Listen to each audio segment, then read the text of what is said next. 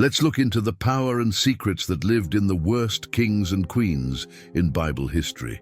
Imagine taking apart layers of old secrets one by one, with each new piece of information being more surprising than the last. Are you ready to question what you think you know about wanting to lead, having power, and being forgiven? Why do people often paint these queens in a bad light? Perhaps what they did was just a mirror of what people did and expected at that time. When we look at their lives, might we find not only betrayals, but also battles for power and independence that we don't fully understand. According to the Bible, kings with bad reputations married queens whose actions were also questionable. One of the most telling examples is Jezebel, the queen of ancient Israel, who was seen as evil and a manipulator.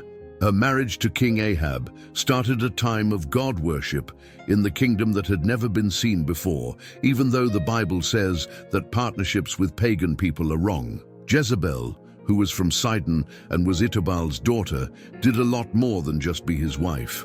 She brought in and set up the cult of Baal, which made Israelite life more like her pagan religion and took the country away from its traditional faith.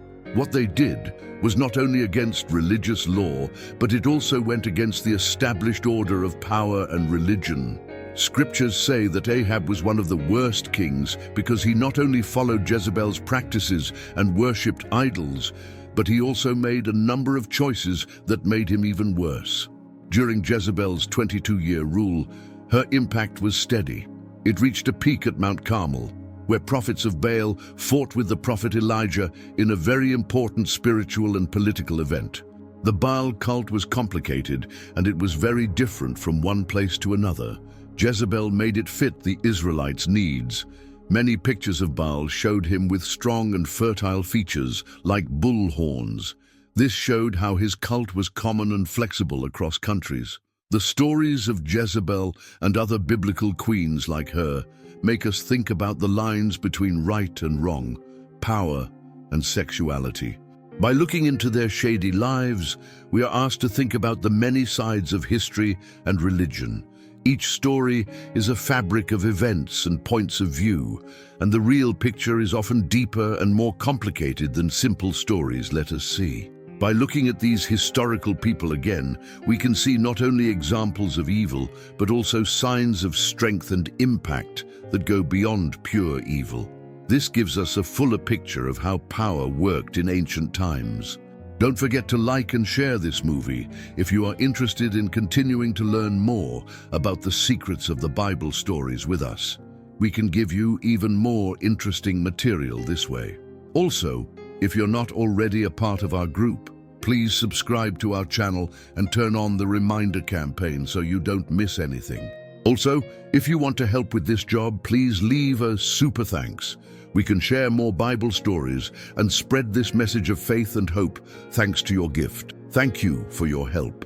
As the story of this amazing event is told again, after she gained more power, Sable not only had the authority of a queen, but also the symbols of her devotion and influence. She carried a scepter or mass in one hand and a spear with leaves on it in the other. To her, these symbols represented royal power and a link to God. The mass stood for power, and the spear could have represented the life force of nature and the deadly power of lightning. With his smarts and drive, Sable not only got Ahab to join the Baal cult, but he also led the country to worship false gods in a way that would change the course of history. He couldn't get enough power, and he was ready to kill anyone who tried to contradict his authority. He pushed practices that were very different from Israel's religious beliefs. He brought in customs and beliefs that the prophets and people who followed Israel's God found disgusting. Under his rule, there were almost no morals at all. He got what he wanted by lying and manipulating people. At Jezreel, where the royal house was located and where Naboth's farm was, the story of his downfall starts to play out against a dramatic background. The desire for this land shows how selfish Ahab is and how bad Jezebel's impact is. Ahab was mad that he couldn't buy Naboth's farm, so he planned to turn it into a garden. Israel's rules said that the land had to stay in the same family that owned it in the first place. This meant that selling the vineyard was not only a matter of personal choice, but also a legal struggle. When Jezebel saw that her husband was sad and angry that Naboth wouldn't give in, she came up with a cruel plan to take the property. She broke moral and legal rules when she used the royal seal to make fake letters in Ahab's name. In them, she told the city's noble leaders to spread lies about Naboth, accusing him of blasphemy and betraying the king. At the end of this evil plan, a fake trial was held, and Naboth was sentenced to death by stoning by dishonest witnesses. Following the killing of Naboth, Jezebel told Ahab that the farm was now free, letting him claim the land he wanted. Not only did this show how cruel Jezebel was, but it also showed a deep disconnect with the divine and human laws that were meant to rule the country. There is a strong story about Jezebel that shows how greed and corruption can destroy the religion and social fabric of a country. Even though she had times of total power, her legacy is also a warning about the dangers of worshipping false gods and running an unethical government. It has been passed down through the generations as a warning about the dangers of tyranny and trickery. It was at its worst when Naboth died and Ahab stole his farm. This was the start of the royal couple's crooked behavior and lies. Elijah, God's prophet, faced Ahab as he was on his way to take back the stolen goods, and God sent him a terrible punishment. Not only were people punished for murder and theft, but they were also punished for breaking God's rules by following Jezebel's lead and worshipping false gods. It was said by Elijah that Ahab would die, and that Jezebel would have an even worse end. His body would be eaten by dogs in Jezreel, and none of his children or grandchildren would be buried properly.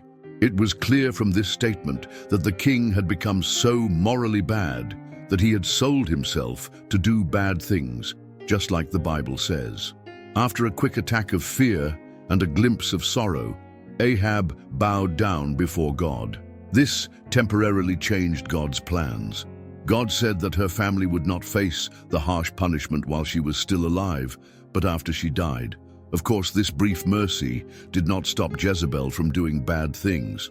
For her part, Jezebel kept persecuting God's preachers without stopping.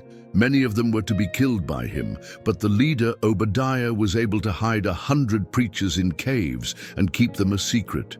He was also mad at Elijah because he had shown how powerful God was by beating the prophets of Baal. After Elijah killed those prophets, Jezebel swore she would kill him, so he had to run away for his life. Elijah was tired and frantic, so he ran away to the desert and begged God to kill him. He didn't think he could handle the anger and wrath that Jezebel had caused. But that wasn't the end of his trip. He went to Oreb to have a closer, more direct conversation with God that would make him stronger for the hard times that were to come. Elijah was right when he said that Jezebel would die.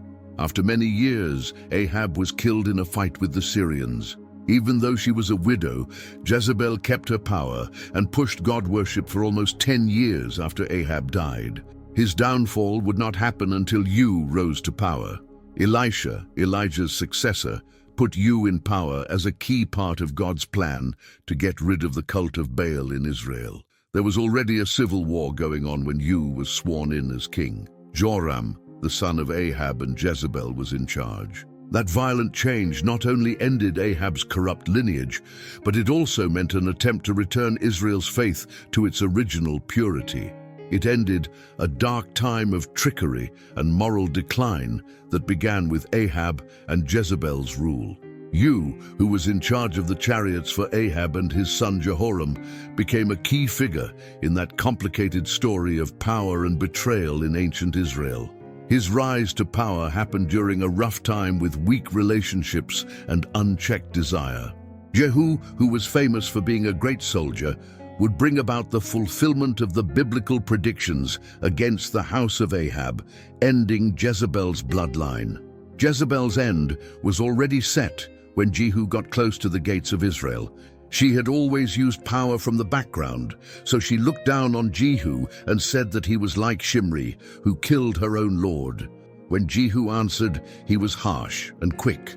He told them to throw Jezebel out of a royal window, and she died in the street below, under the wheels of the chariots, just as Elijah had said would happen.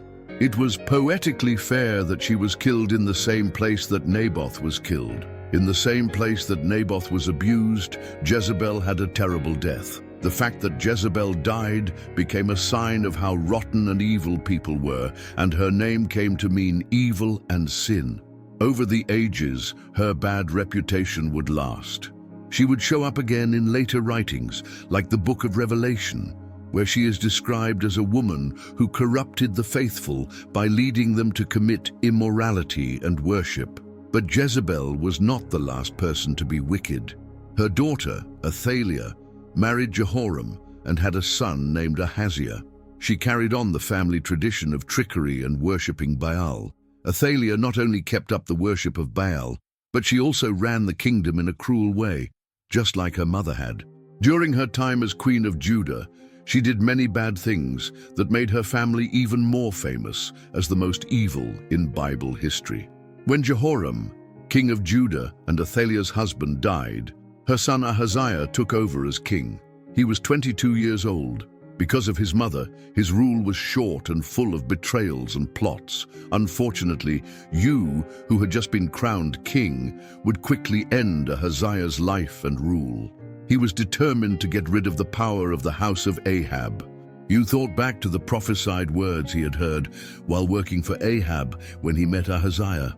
It was in the same camp as Naboth's murder, which shows that God's punishment for the house of Ahab has not stopped. Although Ahaziah's death was an act of revenge, it also represented the cleansing of the kingdom from the evil and pagan practices that Athaliah and her children had spread. So the stories of Athaliah and Joash and U's story are connected in a way that shows how divine judgment is inevitable and how complicated power relationships were in ancient Israel. From Jehu to Athaliah, every character is very important in the holy story. Their lives and actions show us how dangerous unchecked desire can be and how important it is to follow God's rules. Jehu was crowned king of Israel with the goal of killing off the last of Ahab's family. This set off a chain of violent events that were in line with the prophet's predictions and Elisha's holy mission. Jehu killed not only Jezebel and her children, but also everyone connected to her evil and pagan family. This was God's plan to clean Israel of its idols. And Hoshea, the son of Athaliah and king of Judah, who was visiting Jehoram, was also killed by fate. In this terrible battle, Jehu killed both Ahaziah and Jehoram because he was determined to get rid of the house of Ahab's power. As soon as Athaliah heard that Ahaziah had died, she acted very badly. In a last-ditch effort to gain more power, she started a massacre in Judah against her own royal heirs. In the middle of all this violence, Jehoshabiah, who was the daughter of King Oram and the sister of Hosea, stood out as a kind and smart person. Joash was married to the priest Jehoiada. Jehoshabiah, daughter of King Oram and sister of Hosea, hid him from the killers sent by Athaliah. The first place he hid was in the temple of God. For 6 years, he was safe from his murderous grandma Athaliah, who ruled Judah with an iron hand and kept the cult of Baal going. The faith of Baal, which Athaliah and those who came before her supported, was an insult to the God of Israel. This cult had deep roots in Canaanite society and honored a group of gods who were linked to war, fertility, and the rain. This worship of false gods in Israel was a sign of the apostate behavior that the prophets, like Elijah, worked hard to get rid of. They even fought it directly, showing how powerful the God of Israel was. During Athaliah's rule, the house of God was soiled, and its holy objects were used for pagan worship. But the divine lineage, which had been promised since the time of Adam and had been passed down through the generations, was in danger. As long as Joash lived, the promise of salvation from God would remain living until the Messiah came. Athaliah did not know about this. After 6 years of Athaliah's cruel rule, Jehoiada the priest finally did something. Jehoiada led a resistance effort inside the temple. He got the guards and Levites to work together, and he showed Joash, who was still a child, who should be king of Judah. The end of Athaliah's rule was marked by the anointing and crowning of Joash. The ritual was full of meaning and hope. Joash's coronation was not only a political restoration, but also a spiritual renewal for Judah. It was a rejection of paganism and a reaffirmation of the values and beliefs of Jewish monotheism. It was a return to worshipping a God who had shown his people over and over again how powerful and faithful he was. That turning point changed the direction of Judah's history and pointed to a future where obedience to God and right would win out over sin and worship of other gods that had been common in the past. When Joash was sworn in as king of Judah, it was a happy time of renewal and hope. When the priest Jehoiada crowned the young prince, the temple was filled with joy as people shouted, "Long live the king!" A lot of people got together to enjoy not only the election of a new king, but also the start of a new age of justice and faithfulness based on the Mosaic law. Jehoiada not only put the crown on Joash's head, but he also gave him a copy of the Law of Moses to show that the young king was committed to the ideas that made the country great. This action brought back the relationship between God and his people, going back to the roots that Athaliah had tried to destroy during her time of fear and worshipping false gods. There were a lot of parties when Joash was named king, but Athaliah's fate was decided. She ran to the temple when she heard the noise of the crowd. She couldn't believe that her grandson, whom she thought was dead, had been named king. When she got to the temple, she was sad and couldn't believe what she was seeing. When she saw Joash with the crown, she screamed, "Betrayal, betrayal," in the holy halls. No one paid any attention to Athaliah's charge of treason. People no longer saw her as their queen. Instead, they saw her as a power-hungry woman who had killed her own family to stay in charge. The priest Jehoiada ordered Athaliah's death. He had the power to do this because of his holy position and because people were calling for justice. She was led from the temple to the horse gate, where she was put to death, ending her bloody rule. That sad ending was a sharp warning that leaders who are driven by an unhealthy need for power can only bring about disaster. In her never-ending desire for power, Athaliah killed off almost her whole family, not caring about what the Bible said or blood ties. Not only was her death a punishment for the horrible things she did, but it also brought back the order and justice she had so violently upset. Other leaders, like Athaliah, also wanted power, but they did what they did out of a sense of duty and concern for the well-being of their people. Leaders like Joash, who was still young but showed promise for a fair and holy government that followed God's rules and cared about its people. Now that Athaliah had left her mark on Judah, the story of Herodias, the queen of Galilee, began to spread in that area. She was an unknown leader. Like Athaliah, Herodias was driven by a desire for power, and her story shows how the wrong reasons for leadership can make people do bad things. Herodias' schemes and power would also be very important in the Bible story. They would serve as a stark warning that real leaders are those who help and protect their people, not those who want to control at all costs. She wants power so badly that she gets involved in plots and acts of payback. In the Bible, Herodias is a controversial and important character. Herod Antipas's story is linked to hers, and she stands out not only for her own drama, but also for how her actions affected important people in Bible history, like John the Baptist. Herodias was first married to Philip, Herod Antipas's brother, but she didn't like living in the background of power. Her drive made her marry Herod, even though the Mosaic rules said that you couldn't marry the wife of a brother who was still alive. She did something wrong, and John the Baptist saw it. He spoke out against it, which made Herodias angry. Herodias really didn't like John the Baptist. It wasn't just a passing dislike.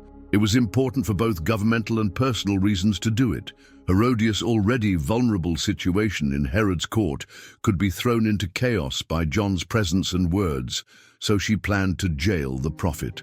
At first, Herod paused to kill John because he was afraid of how the people he respected would respond because of John's reputation as a good man.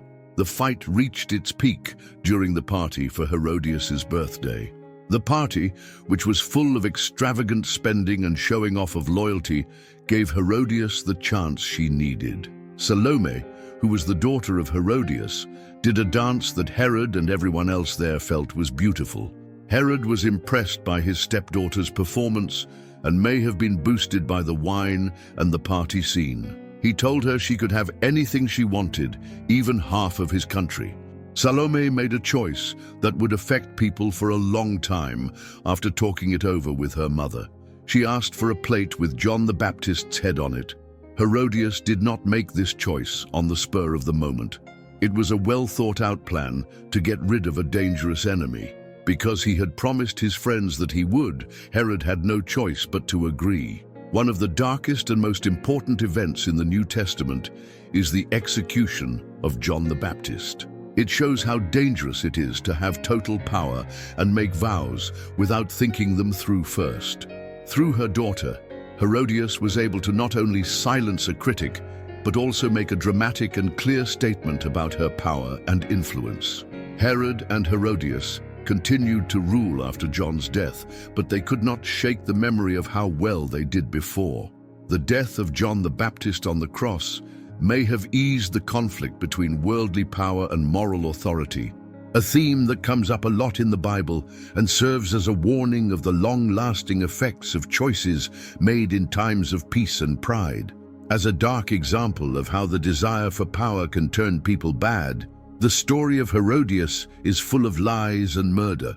Hearing the horrible act of cutting off the head of John the Baptist silenced everyone at Herod's feast. Due to his promises and the pressure from the wealthy people in Galilee, the king gave in to Herodias' request through his daughter Salome. This was one of the worst times in his rule. The prophet's head on a plate, betrayed, was not only the height of Herodias' angry wish, but it was also a warning about how dangerous it is when power, faith, and morals come together. Herod was deeply troubled and sorry, even though he didn't want to admit it at first. John was a man he thought was good and holy, so his death was a troubling reminder of his own flaws and the corruption in his government. That event not only shook his house to its core, but it also sent shockwaves through the generations, serving as a somber warning of what happens when people act based on political expediency instead of moral conviction. The death of John the Baptist had an effect on people outside of Herod's house. Many people quickly heard about the horrible event, which made John's fans and citizens angry and sad because they saw him as a strong example of virtue and defiance against Herod's corrupt government. The brutal way he was killed made those who wanted change even more determined, and it moved many to follow John's beliefs with even more zeal. Herod, on the other hand, got John to shut up, but it cost him a lot. His acceptance of the murder did not bring him peace of mind. It left behind a reputation that would last for thousands of years. Herod's story will never be forgotten, not as an example of political smarts, but as a warning about what can happen when you put your own goals ahead of ethics and people. Many people in Herod's court thought a lot about leadership and morals after what happened. People who lived under Herod criticized him, but Herod also criticized himself as he dealt with the guilt and effects of his choices. People still thought of John the Baptist as the voice of truth and justice, which troubled the consciences of both the Tetrarch and those who came after him. In the years that followed, many people who were trying to understand the difficulties of power and duty thought about the story of John the Baptist and Herod's part in it. The story turned into a study of how leaders' choices can affect not only their own lives, but also the lives of their countries and future generations. In the end, what happened at that fatal dinner left behind a tapestry of lessons about being careful, being inspired, and thinking about yourself. The characters of John the Baptist, Herod, and Herodias show how power on earth and ultimate values, as well as human flaws and the call to be good, are always at odds with each other. We are asked to think about our own lives and decisions through these stories. We can learn something from every character and every event about how to live a moral life in a world where power and justice often clash in difficult and complicated ways. As this chapter comes to an end, we should remember John the Baptist, who was a light of truth in dark times, and use his story to help us continue to seek justice and fairness. We hope that this deep dive into the past of the Bible has helped you learn more and sparked your interest. Leave a comment telling us which part of the story moved you the most, or which historical person you'd like us to talk about in our next movie. Your participation is very important for us to keep going on our learning journey. Come with us as we explore history and the truth. If you like this story, please subscribe to our channel and give it a like. Thank you for following us to the end of this incredible story. See you in the next video. May God be with you always. Amen.